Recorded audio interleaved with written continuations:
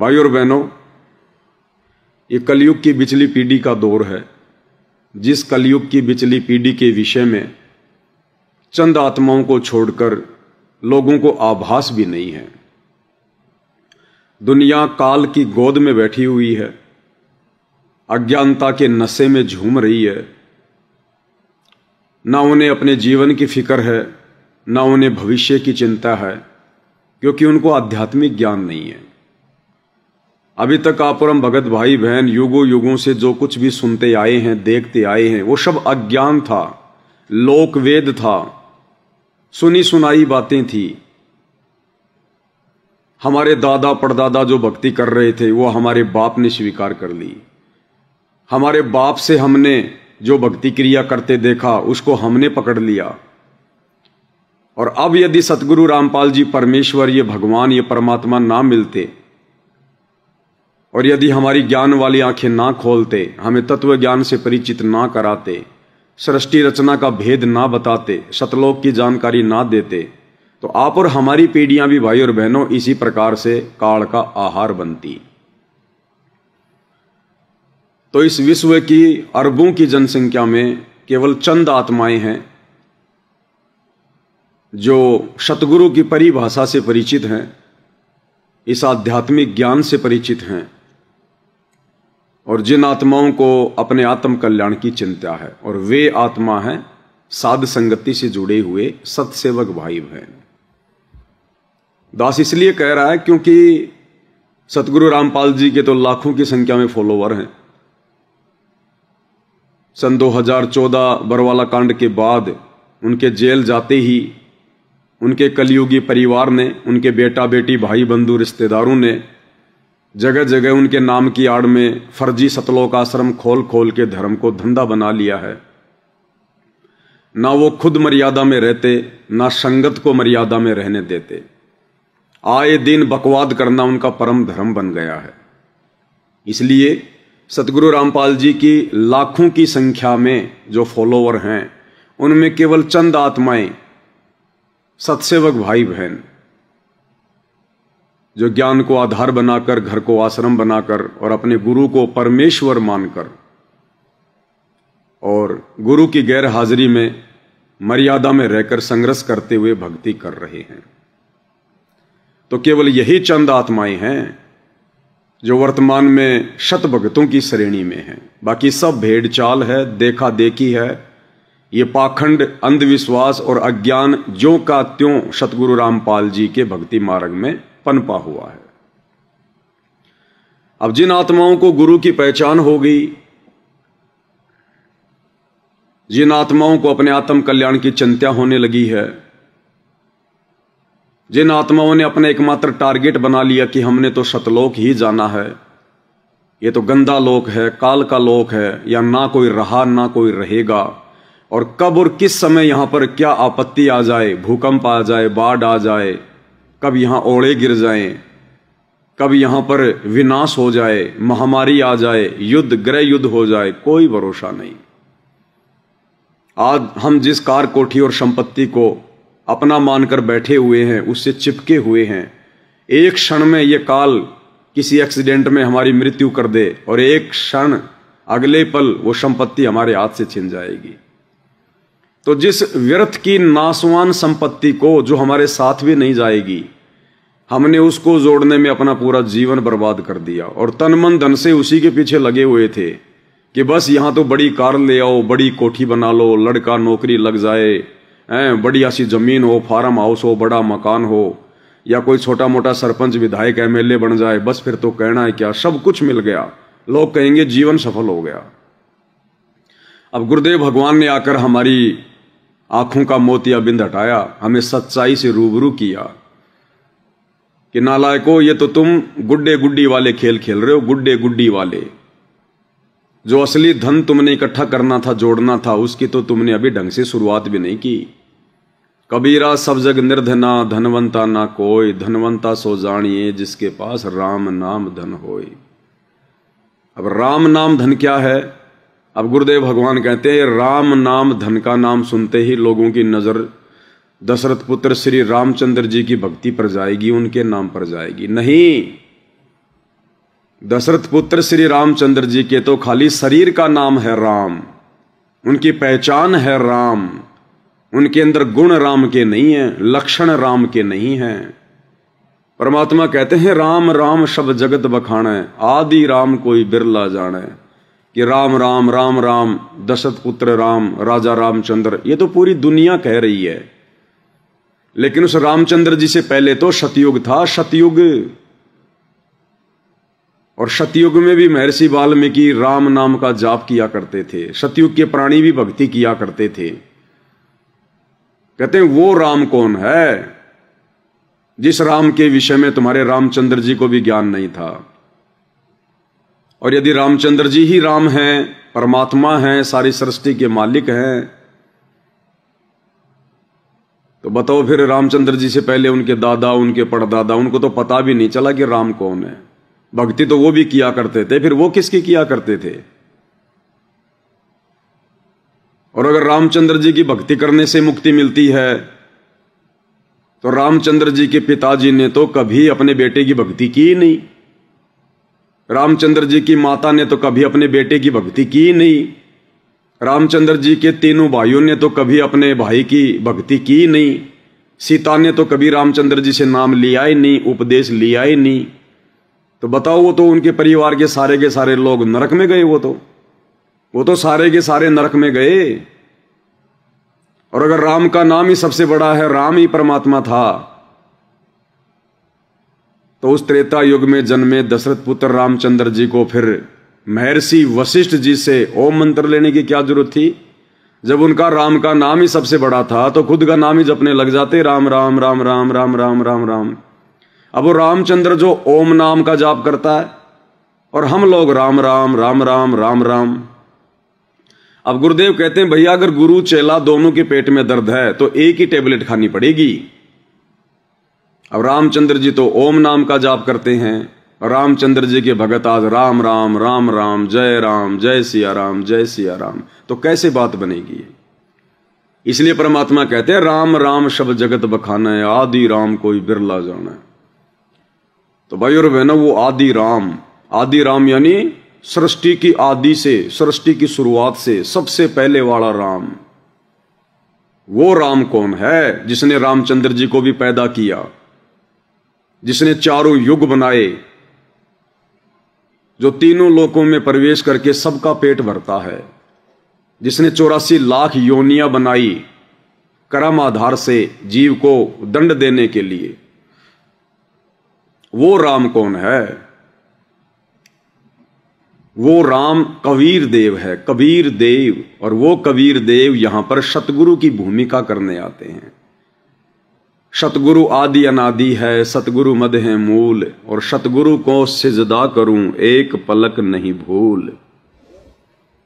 तो आज आप और हमारा सौभाग्य है भाई और बहनों, परमेश्वर रामपाल जी ने हमें इन तमाम झंझटों से निकालकर अपना सत ज्ञान देकर, हमारी ज्ञान वाली दृष्टि खोलकर हमें अपनी पहचान करवाई है कि तुम्हारे जैसा एक इंसान दिखाई देने वाला तुम्हारा गुरु कोई सामान्य व्यक्ति नहीं है, कोई सामान्य संत नहीं है। ये स्वयं सारी सृष्टि का रचनहार है, सारी सृष्टि का सृजनहार है। अरे मोक्ष कौन प्राप्त करेगा। इंसान, गधा तो नहीं कर सकता, शेर तो नहीं कर सकता, 84 लाख योनियों के प्राणी मोक्ष प्राप्त नहीं कर सकते। मोक्ष प्राप्ति का सौभाग्य केवल मनुष्य शरीरधारी प्राणी को होता है, स्त्री या पुरुष को। अब मनुष्य को यदि भगवान समझाने के लिए आएगा तो कोई हाथी थोड़ी बन के आएगा, शेर थोड़ी बन के आएगा। परमात्मा हम इंसानों को समझाने के लिए इंसान जैसा ही बनकर आएगा।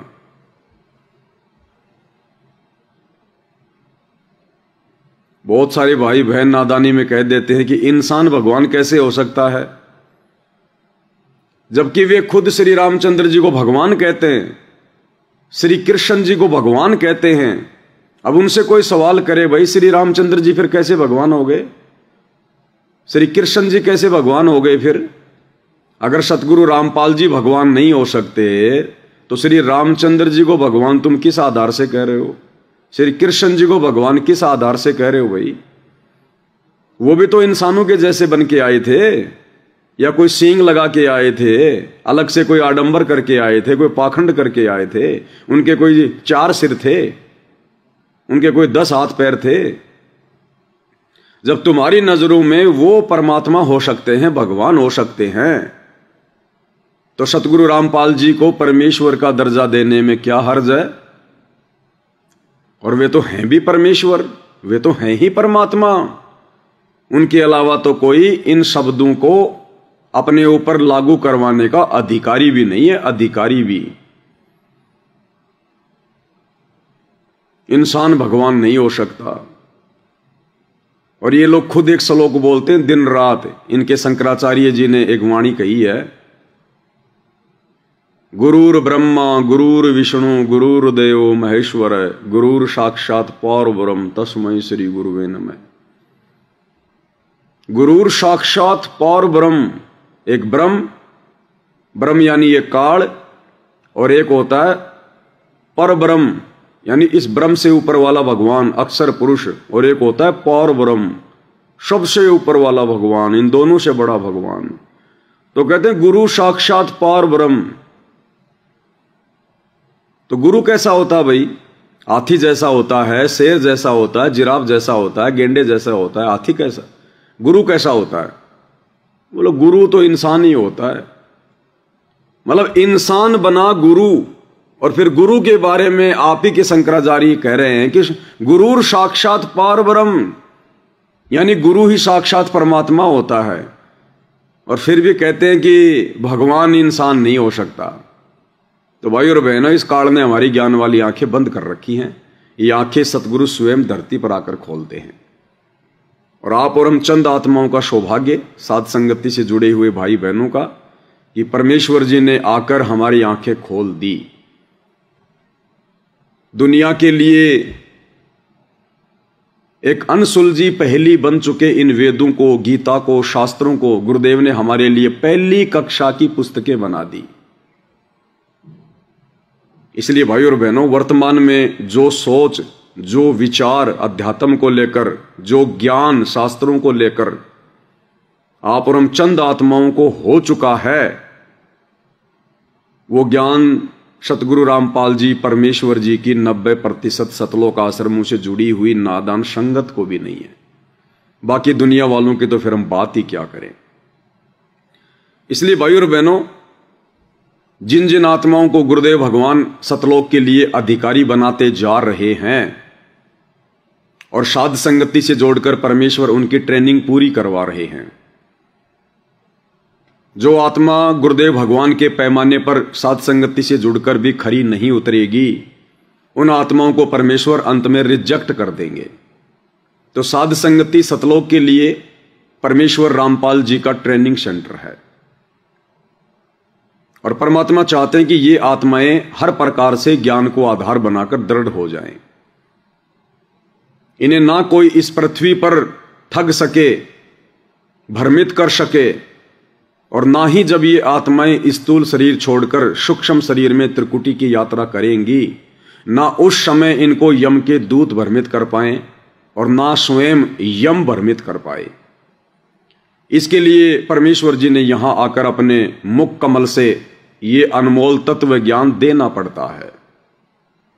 इस सृष्टि का भेद खोलना पड़ता है। साहिब ने भेद दिया सब खोल, अपनी सतलोक रजधानी का। और उसके बाद भाई और बहनों, परमेश्वर अपनी तरफ से पूरा ज्ञान दे देते हैं, अपने सत्संग दे देते हैं। उसके बाद में परमेश्वर कुछ टुकड़े अपने बच्चों की तरफ भी फेंक देते हैं।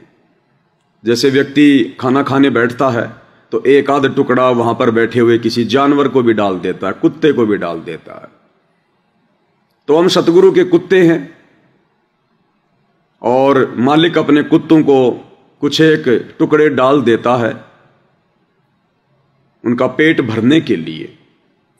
अब आध्यात्मिक स्तर पर भाई और बहनों, पेट भरने का मतलब है आत्मा की खुराक।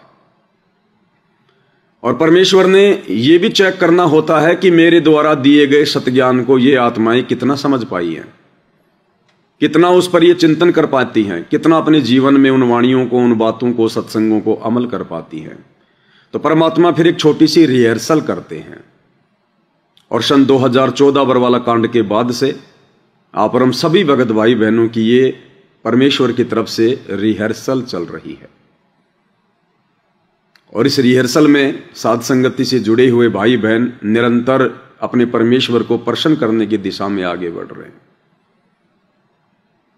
और परमात्मा चाहते हैं कि साध संगति के माध्यम से कुछ ऐसे भेद खुलें, कुछ ऐसी जानकारियां संगत के सामने प्रकट हों जिससे इन आत्माओं का विश्वास और ऊपर बढ़े। क्योंकि परमेश्वर कहते हैं साध संगति से भेद जो पाया, सतगुरु रामपाल जी परमेश्वर जी ने सफल बनाया।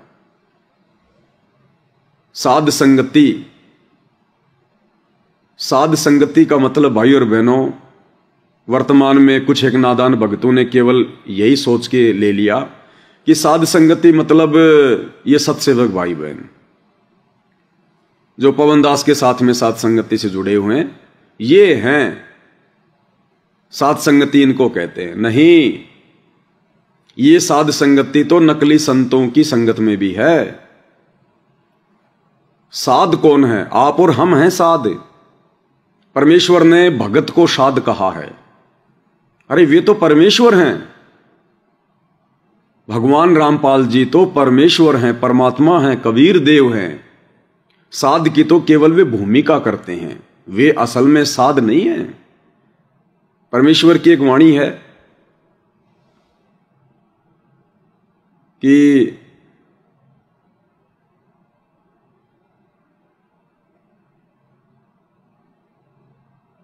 सिद्ध तारे पिंड आपना और साधु तारे खंड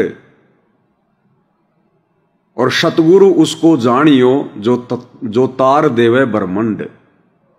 सिद्ध यानी जो भक्ति करके सिद्धि प्राप्त कर लेता है। जैसे आप और हम सभी भगत भाई बहन हैं, हम भक्ति कर रहे हैं गुरुदेव की, यथार्थ भक्ति, शास्त्र अनुकूल भक्ति। हमारे अंदर ऑटोमेटिक 24 सिद्धियां आ जाती हैं। ये सिद्धियां ऑटोमेटिक कार्य करती हैं। कबीर परमेश्वर के सतभक्ति मार्ग में हम भक्तों ने सिद्धियों का प्रयोग करने की जरूरत नहीं है। इस परमेश्वर का विधान है, रूल है। जब हम इनके द्वारा बताई गई सतभक्ति करेंगे मर्यादा में रहकर, तो 24 सिद्धियां ऑटोमेटिक काम करना शुरू कर देंगी। ऑटोमेटिक, जहां आवश्यकता होगी वहां हमारे कार्य ऑटोमेटिक सिद्ध होते चले जाएंगे। ये ऑटोमेटिक काम करेंगी। हमने किसी को दुआ नहीं देनी, किसी को बद्दुआ नहीं देनी, किसी ऐसे शब्द का हमने प्रयोग नहीं करना जिससे हमारी भक्ति नष्ट हो। हमारे ऊपर ये सिद्धियां ऑटोमेटिक काम कर रही हैं। ऑटोमेटिक परमेश्वर ने अपना विधान बना के छोड़ रखा। विधान तो आप और हम भी सिद्ध हैं। हम इस भक्ति को सिद्ध करने में लगे हुए हैं। तो जो सिद्ध होता है वो केवल अपना खुद का आत्म कल्याण करवाता है। सिद्ध तारे पिंड अपना, साधु यानी एक भगत सिद्ध, और साधु तारे खंड। साधु कौन होता है? साधु वो होता है जो ज्ञान प्राप्त करके दूसरे लोगों को ज्ञान समझाता है, बताता है, आत्म कल्याण का मार्ग समझाता है। तो वो एक छोटे से क्षेत्र का उद्धार करवा देता है, लोगों का जीवन सफल बनवा देता है। कौन? साधु। सिद्ध तारे पिंड आपना और साधु तारे खंड और सतगुरु उसको जानियो जो तार देवे ब्रह्मांड, जो पूरे ब्रह्मांड को पार कर दे, पूरे संसार को पार कर दे। तो यहां जो साधु की जो बात आई है कि साधु तारे खंड, तो परमेश्वर रामपाल जी असल में साधु की श्रेणी में नहीं है, क्योंकि साधु तो केवल एक छोटे से एक क्षेत्र का ही उद्धार कर सकता है। तो साधु की तो केवल गुरुदेव भगवान एक भूमिका निभा रहे हैं, साध की भूमिका। जैसे हम नित्यनेम में पढ़ते हैं कि साहिब से सतगुरु भय और सतगुरु से भय साध, ये तीनों अंग एक हैं, गति कुछ अगम अगाध। यानी वो परमेश्वर, वो साहिब, वो कबीर देव ही सतगुरु की भूमिका करता है और वो स्वयं ही एक साध की भूमिका करता है, एक साधु की भूमिका करता है।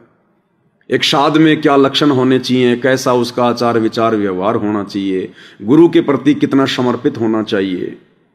तो परमेश्वर हमें असल में एक साध की भूमिका करके दिखाते हैं ताकि हम भी परमेश्वर से उपदेश लेने के बाद अपने अंदर उन बातों को, उन गुणों को लागू कर सकें, अमल कर सकें। तो असल में यहां जो साध शब्द है, साधु शब्द है, ये भक्तों के लिए होता है। जैसे कबीर परमेश्वर अपने हर शब्द के लास्ट में क्या कहते हैं, कहे कबीर सुनो भाई साधो। तो कबीर जी तो परमेश्वर हैं, फिर वो संदेशा किसको दे रहे हैं? साधुओं को, संतों को, भक्तों को। कहे कबीर सुनो भाई साधो, कहे कबीर सुनो भाई साधो। साधु सोई जो सीधा चाल है, यानी उपदेश लेने के बाद जो भक्ति मार्ग पर अपने गुरुदेव के वचन में रह के चलता है उसको साधु कहते हैं, जिसका सरल स्वभाव होता है। तो साधु की श्रेणी में परमेश्वर रामपाल जी से उपदेश लेने के बाद आप और हम उनके भगत हैं।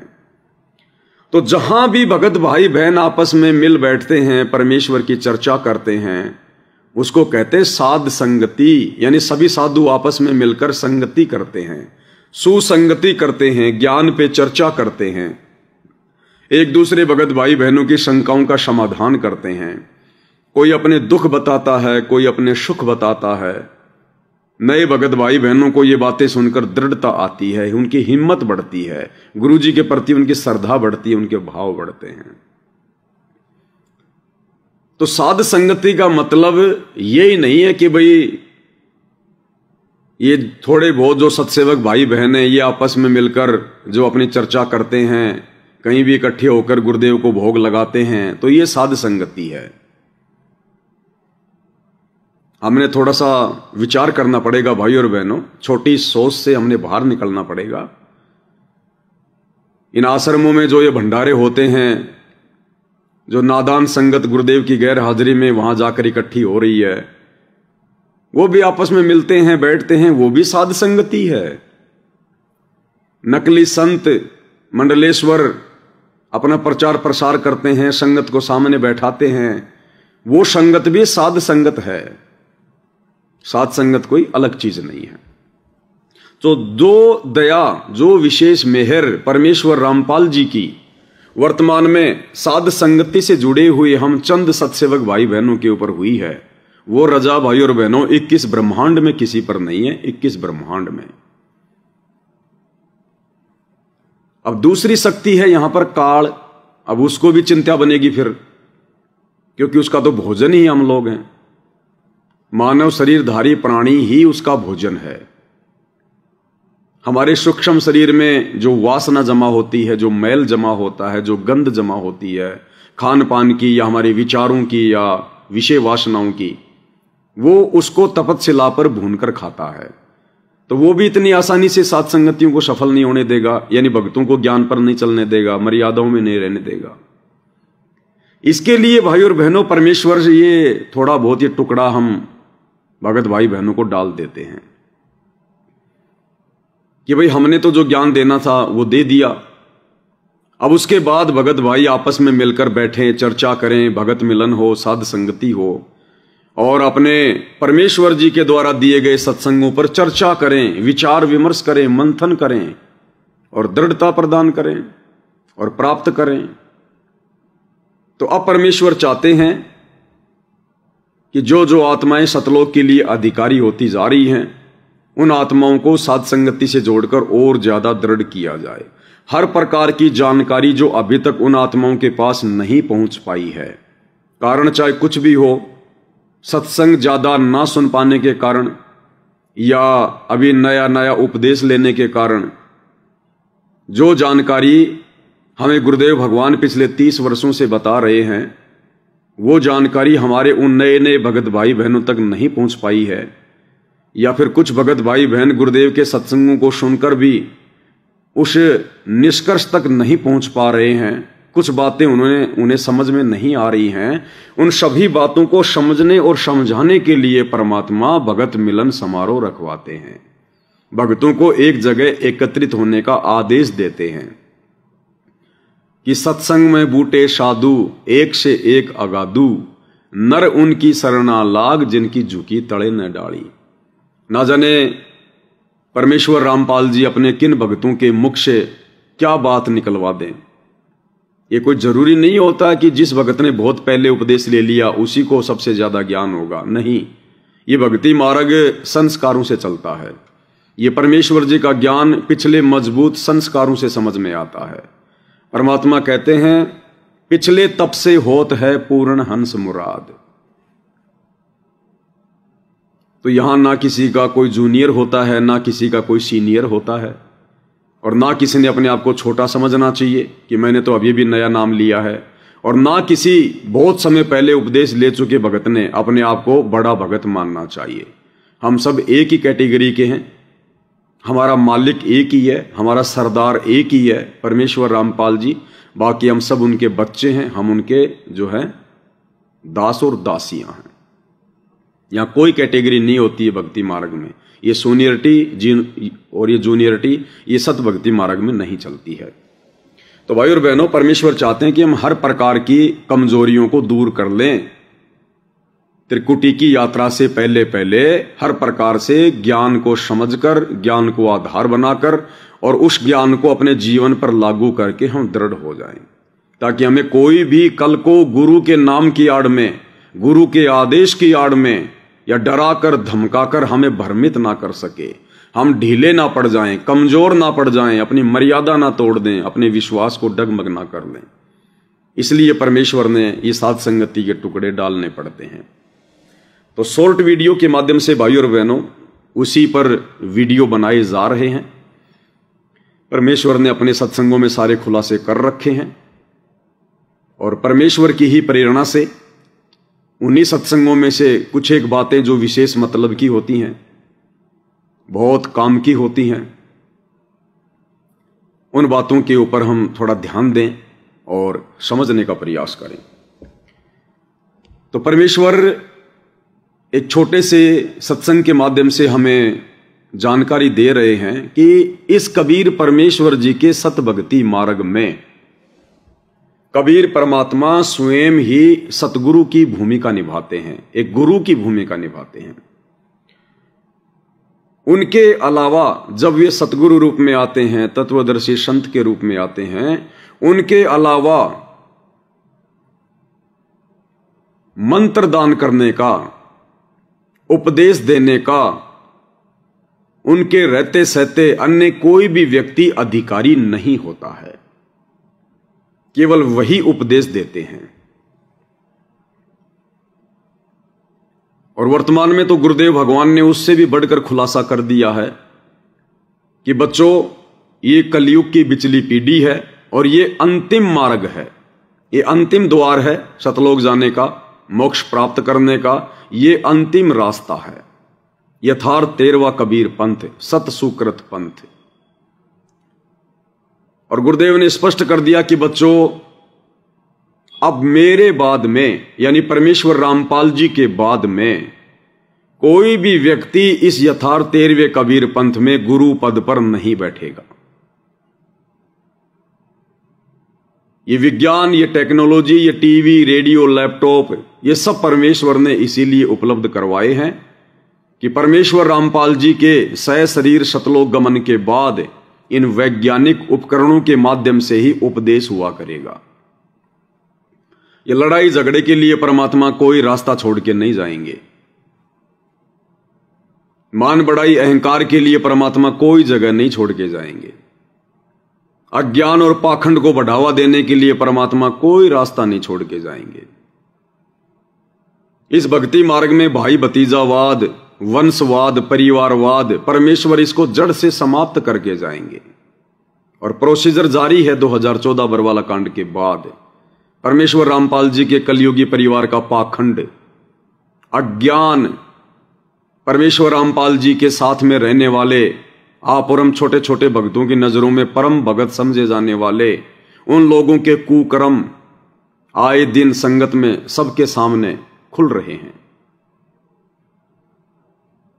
तो आने वाले समय में भाई और बहनों, जिन आत्माओं को मोक्ष प्राप्त करना होगा वास्तव में जो आत्मा अधिकारी होंगी उनकी नजरों में अपने परमेश्वर रामपाल जी के अलावा दूसरा कोई दिखाई नहीं देगा, कोई नजर नहीं आएगा उनको।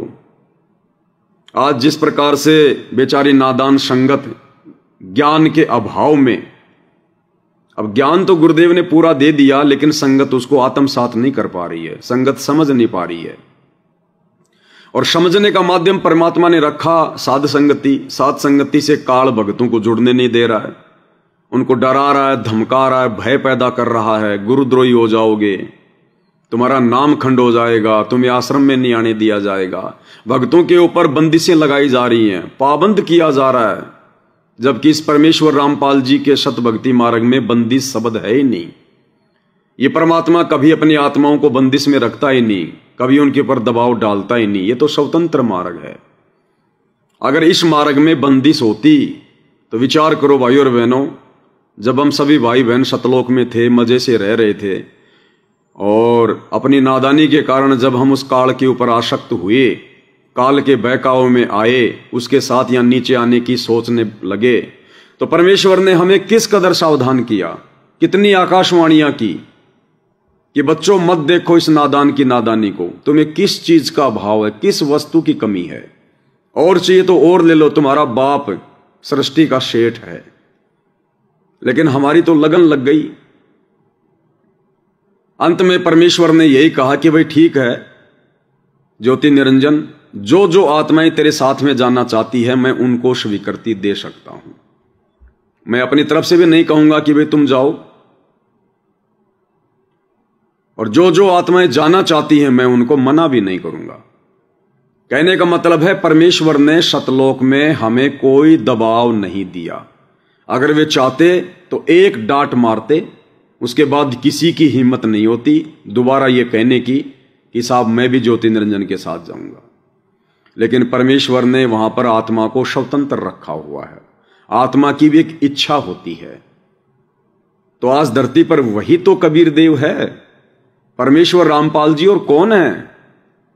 किसी मां के गर्भ से जन्म लेकर जेर में लिपट कर आए हुए आप और हमारी तरह कोई आम भगत, आम इंसान, आम व्यक्ति थोड़ी है। ये स्वयं परमेश्वर हैं, परमात्मा हैं। तो आज इनके नियम कैसे चेंज हो जाएंगे? आज परमेश्वर के गुणों में, लक्षणों में बदलाव आएगा क्या? किसी भी देश काल और परिस्थिति में सतगुरु के गुणों में, लक्षणों में बदलाव नहीं आता है। तो भला आज कैसे गुरुदेव भगवान ये कहेंगे कि भाई आप किसी की वीडियो मत देखो? अरे जिस परमेश्वर रामपाल जी ने आप और हमें दृढ़ करने के लिए दुनिया भर के संतों के सत्संग सुनाए, दुनिया भर के सत्संगों की, संतों की वो पुस्तकें पढ़ाई, अगर आज हमें गुरुदेव भगवान दूसरे लोगों की पुस्तकें, सीडी, डीवीडी, उनके सत्संग, उनके वीडियो नहीं दिखाते, तो भाई और बहनों आज हम कैसे निर्णय कर पाते कि असली संत कौन है और नकली संत कौन है? और गुरुदेव भगवान भी कहते हैं कि बच्चों जब तक तुम दूसरे के पैकेट में रखे हुए माल को नहीं देखोगे, तुम असली नकली का तुम कैसे निबेरा करोगे? तो आज गुरुदेव भगवान कैसे मना कर देंगे कि भैया पवन दास की वीडियो मत देखो? परमेश्वर तो ये कहेंगे कि बच्चों मैंने क्या कमी छोड़ दी तुम्हें ज्ञान देने में, तुम्हें समझाने में, सबूत देने में। अब तुम स्वयं निर्णय कर लो देखकर कि कौन सच्चा है, कौन झूठा है, कौन सही है, कौन गलत है। हमें परमेश्वर बंदिश में नहीं रखेंगे, आंखें बंद करने के लिए नहीं कहेंगे परमात्मा। परमेश्वर ने हमें वो मसाला दे दिया है, हमें वो तत्व ज्ञान दे दिया है, वो मेजरमेंट दे दिया है। हम इस तत्व ज्ञान रूपी टॉर्च की रोशनी में नीर खीर का निबेरा कर सकते हैं। और यहां उनके कलयुगी परिवार के द्वारा अपने स्वार्थ को बीच में डालकर, अपने धार्मिक धंधे की चिंता में बेचारी नादान संगत को भ्रमित किया हुआ है। इनको पता है कि अगर पवन दास के वीडियो संगत ने देखने शुरू कर दिए तो पवन दास के वीडियो तो हृदय में चोट करते हैं, हृदय में, क्योंकि प्रत्येक बात गुरुदेव भगवान के सत्संगों से प्रमाणित की जाती है। साध संगति में उवाबाई का कोई काम नहीं है, झूठ और पाखंड का कोई काम नहीं है, मर्यादा तोड़वाने का, किसी को भ्रमित करने का कोई काम नहीं है।